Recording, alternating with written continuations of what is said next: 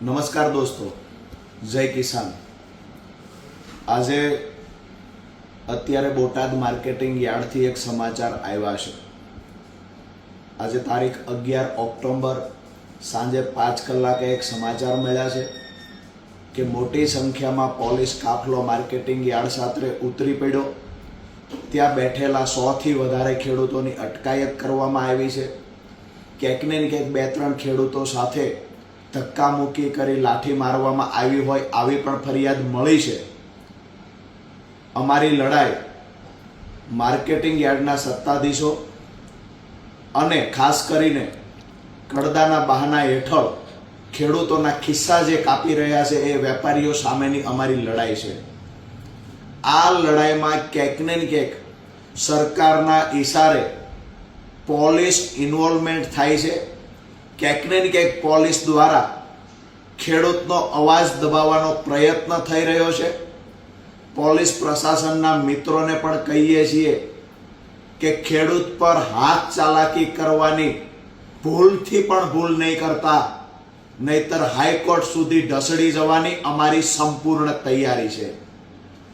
એક પણ ખેડૂત સાથે ખોટો બિહેવિયર નહીં કરતા, એક પણ ખેડૂતની હેરાનગતિ ન કરતા। આજે ખેડૂત પોતાનો હક અધિકારની લડાઈ લડી રહ્યો છે। બોટાદ માર્કેટિંગ યાર્ડમાં વર્ષોથી કડદાના બહાના હેઠળ ખેડૂતો લૂંટાઈ રહ્યા છે।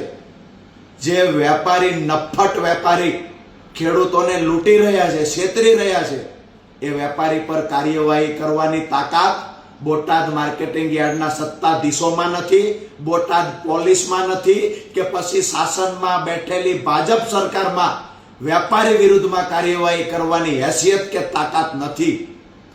આવતીકાલે મોટી સંખ્યામાં ખેડૂતોને એકત્રિત કરી આમ આદમી પાર્ટી પ્રદેશ નેતા ઈસુદાનભાઈ ગઢવી, હું રાજુ કરપડા, પ્રવીણ રામ સહિતના તમામ નેતાઓ બોટાદ આવી રહ્યા છીએ। પોલીસ પ્રશાસનને વિનંતી કરીએ છીએ કે અમારી માંગણી જે છે એ માર્કેટિંગ યાર્ડ સામે છે, અમારી લડાઈ વેપારીઓ સામે છે। મહેરબાની કરી અને જે વેપારીઓ ખેડૂતોને લૂંટી રહ્યા છે આ વેપારીઓને સપોર્ટ કરવા માટે વચ્ચે દિવાલ બનીને પોલીસ ના ઊભી રહે। ગાંધી ચિંધ્યા માર્ગે અમે લડાઈ લડી રહ્યા છીએ। જે બંધારણીય હક અધિકાર મળ્યા છે એ મુજબ લડાઈ લડીએ છીએ। ક્યાંક ને ક્યાંક પોલીસ રોકટોકના જે પ્રયત્ન કરે છે મહેરબાની કરીને ન કરે। આવતીકાલે અમે આવીએ છીએ।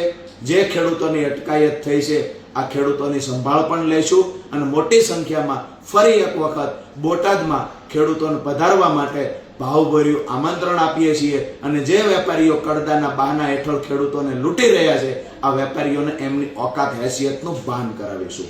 આભાર। જય કિસાન।